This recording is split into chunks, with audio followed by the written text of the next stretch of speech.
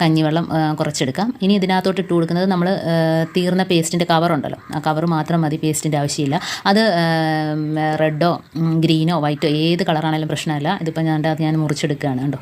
അപ്പോൾ നമുക്ക് ആ കഞ്ഞിവെള്ളത്തിനകത്തോട്ട് ഈ പേസ്റ്റിൻ്റെ കവറെല്ലാം മുറിച്ചിട്ട് കൊടുക്കാം. എന്നിട്ടൊരു 2 മിനിറ്റ് ഇതേപോലെ വെക്കുകയാണെങ്കിൽ അതിൻ്റെ ആ കളറെല്ലാം അതിനകത്ത് ഇറങ്ങിക്കിട്ടും, ആ പേസ്റ്റ് ഫുള്ള് അതിനകത്തോട്ട് ഇറങ്ങിക്കിട്ടും കേട്ടോ. അപ്പോൾ ഇതേപോലെ ഞാനിപ്പം അതിനുള്ള സമയം കൊടുക്കുന്നില്ല, പെട്ടെന്ന് തന്നെ അത് കാണിക്കുകയാണ്. അപ്പോൾ നമുക്ക് ഇതേപോലെ ആക്കുമ്പം തന്നെ അതിനകത്തുള്ള പേസ്റ്റിൽ ഇറങ്ങി വരും കേട്ടോ. ഇതിപ്പം റെഡ് കളറാണ്, അതുകൊണ്ട് കഞ്ഞിവെള്ളം റെഡ് കളറിയിരിക്കും. അപ്പോൾ ഇത് വെച്ചിട്ട് തന്നെ നമുക്ക് സിങ്ക്, വാഷ് ബേസിൻ, പാത്രങ്ങൾ, സ്റ്റീലിൻ്റെ പാത്രങ്ങളെല്ലാം തേച്ച് കഴുകിയെടുക്കാനായിട്ട് പറ്റും കേട്ടോ. അപ്പോൾ നല്ലൊരു സൊല്യൂഷനാണ് ഈ 2 സൊല്യൂഷനും നിങ്ങൾ ചെയ്ത് തന്നെ നോക്കുക. നല്ല രീതിയിൽ വെട്ടിത്തിളങ്ങും പാത്രമാണെങ്കിലും എന്തും. പിന്നെ നമുക്ക് കുറേ നാളത്തേക്ക് അതിനകത്ത് അഴുക്ക് പിടിക്കില്ല, പെട്ടെന്ന് തന്നെ കറയും പൊടിയൊന്നും തന്നെ പിടിക്കത്തില്ല. നല്ല രീതിയിൽ പാത്രങ്ങളാണെങ്കിലും ടൈലാണെങ്കിലും എല്ലാം നല്ല ക്ലീനായിട്ട് തന്നെ കിടക്കും കേട്ടോ. അപ്പോൾ അതുകൊണ്ട് ആ സൊല്യൂഷൻ റെഡി ആയിട്ടുണ്ട്. ഇനി ഇതിനകത്തോട്ട് ഞാൻ ചേർക്കുന്നത് വിനീഗർ മാത്രമാണ്, വേറെ ഒന്നും ഇതിനകത്ത് ചേർക്കുന്നില്ല.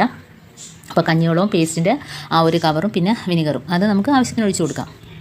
ഇതിപ്പോൾ 1 ടേബിൾ സ്പൂൺ അളവിൽ ഞാൻ ഒഴിച്ച് കൊടുത്തിട്ടുണ്ട്. നല്ലോണം ഒന്ന് മിക്സ് ആക്കി കൊടുത്തതിന് ശേഷം ഞാൻ ഗ്ലാസിൻ്റെ 2 ഗ്ലാസ്സാണ് ഇതാണ്ട് കാണിക്കുന്നത്. അപ്പം ഒട്ടും ഇതിനകത്ത് ഞാൻ ഡിഷ് വാഷും കാര്യങ്ങളൊന്നും ചേർത്തിട്ടില്ല. നമുക്ക് കറ പിടിച്ച ഗ്ലാസ്സുകൾ ഇതാണ്ട് വളരെ ക്ലീനായിട്ട് തന്നെ അത് ഒഴിച്ചിട്ട് നമുക്ക് കൈ വെച്ചിട്ട് തന്നെ അതാണ്ട് കഴുകിയെടുക്കാം. അപ്പോൾ നമ്മുടെ കയ്യിൽ അലർജി പ്രശ്നങ്ങളൊക്കെ ഉള്ളവർ, സോപ്പ് തൊടുന്നതിനൊക്കെ അലർജിയൊക്കെ ഉള്ളവർക്ക് ഇതേപോലെ കഴുകിയെടുക്കാം കേട്ടോ. അപ്പോൾ നമ്മൾ വെറുതെ കളയുന്ന കഞ്ഞിവെള്ളവും വെറുതെ കളയുന്ന പേസ്റ്റിൻ്റെ കവറും മാത്രം മതി. ഗ്ലാസിൻ്റെ വെട്ടം കണ്ടോ. അപ്പോൾ ഇതുപോലെ തന്നെ എല്ലാ പാത്രങ്ങളും ക്ലീനാക്കി എടുക്കാം.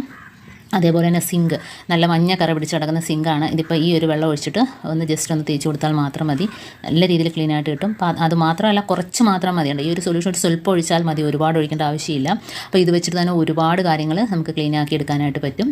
അതുപോലെ തന്നെ കണ്ണാടിയുടെയൊക്കെ ഗ്ലാസ്, നമ്മൾ അലമാരയുടെയൊക്കെ ഗ്ലാസ് ഈ ഒരു വെള്ളം തൊട്ടിട്ട് ഒന്ന് തുടച്ചെടുത്താൽ നല്ല രീതിയിൽ ഗ്ലാസ്സൊക്കെ വെട്ടിത്തിളങ്ങും കേട്ടോ. അപ്പോൾ അതൊന്നും ഞാനിതിനകത്ത് കാണിച്ച് വെറുതെ ലെങ്ത് കൂട്ടുന്നില്ല.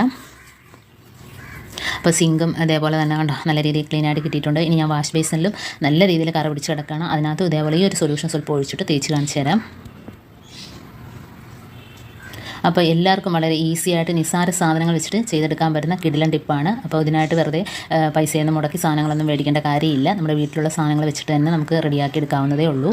അപ്പം വളരെ പെട്ടെന്ന് തന്നെ ഞാൻ ചെയ്തെടുത്തിട്ടുണ്ട്. അപ്പോൾ നമ്മുടെ വാഷ് ബേസിലും നല്ല രീതിയിൽ ക്ലീനായിട്ട് കിട്ടിയിട്ടുണ്ട് കേട്ടോ. ഇനി തേച്ചിട്ട് ഒന്ന് വെള്ളം ഒഴിച്ച് കൊടുത്താൽ മാത്രം മതി. ഇതേപോലെ തന്നെ ക്ലോസറ്റിലും ഈ ഒരു വെള്ളം ഒഴിച്ചിട്ട് നമ്മളൊന്ന് ഫ്ലഷ് അടിച്ചാൽ മതി, കറയെല്ലാം പോയി കിട്ടും.